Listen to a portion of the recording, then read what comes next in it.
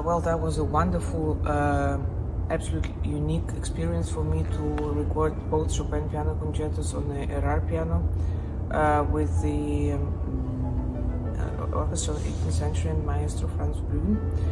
Well, for me in general, all type of experiences with the period piano, they're particularly interesting. I call it for myself a time machine, because it gives me a chance to go back to the sound which surrounded the composers like Chopin in this case, or if I play some harpsichord, Bach or Beethoven, any period piano, or anyway, it's a chance to have the to hear the sound, or to experience the sound which surrounded the composer when he worked, and actually which kind of piano the works have been written. So of course the let's say challenge is that actually the sound of the RR piano is still completely different comparing to the modern piano, because it's much shorter. The volume of sound, of course, is also completely, it's much more intimate, the sound in general, but for that it has more overtones and more colors in a way.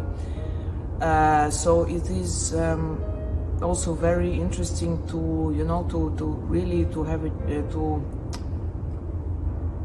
understand it gives a chance to understand the music score in a much better, much more precise way. Also the articulation or the pedal, especially when we have a long pedal in Beethoven sometimes, or in Chopin as well, it makes much more sense, because it's not a kind of just dirty harmonies when you play them on one pedal on the period piano, but it's different type of color mixture. So it's really a very interesting effect. So I would always, I would always come back to the period instruments, especially once I learn a piece, just if it's a new piece for me, because it gives, as I said, it's an enrichment also, because I can apply many of those ideas, also articulation or the pedal on the modern piano.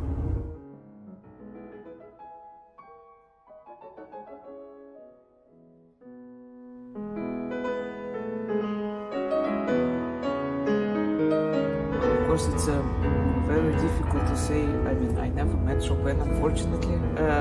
Probably I will not have a chance to meet him soon, but I think it's kind of very subjective vision of him, which I created for myself, of course, because there are many letters of him. There are some, of course, some diaries and some comments about him by the people who know him quite well, and yeah, I mean,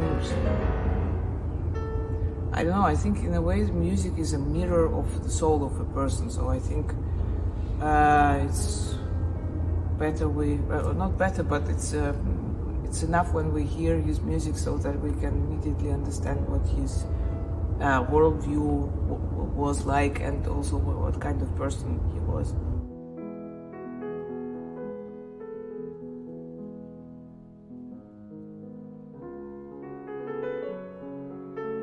Well, I think it is, there are many composers in the 20th century which are already now, like 50 or 70 years later, they are already classical composers. For me particularly, because now I'm more studying his music, the music of Bela Bartok is very unique, very exciting. Besides, I mean, very popular pieces like some dances, or of course also like other pieces like concerto for orchestra, for instance, is in a way already a classical. I mean, it's very, it became part of the classical repertoire, let's say, which many orchestras, or almost all orchestras, perform. So I think in general there are many pieces from 20th century which are already very popular, and I think it is, of course, it takes some time until the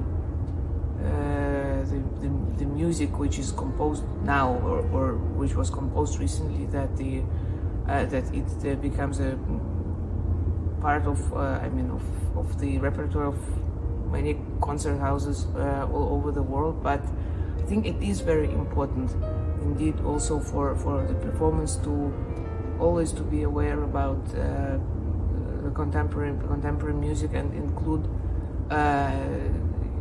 it to our own programs. I think it's very important.